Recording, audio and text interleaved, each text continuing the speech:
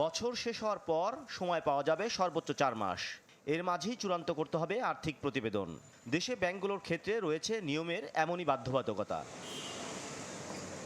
অন্যদিকে গেল মার্চে কেন্দ্রীয় ব্যাংকের জারি করা নির্দেশনা অনুযায়ী নির্ধারিত সময়েও নিরাপত্তা সঞ্চিতি সংরক্ষণ ব্যর্থ হলে লভ্যাংশ দিতে পারবে না পুঁজিবাজারে তালিকাভুক্ত ব্যাংকগুলো।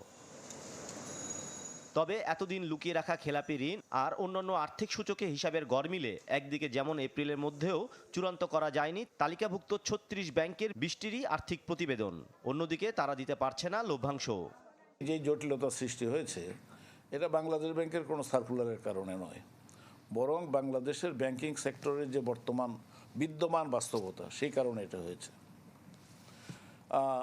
জনগণের স্বার্থ সমুন্নত রাখা সেন্ট্রাল ব্যাংকের দায়িত্ব।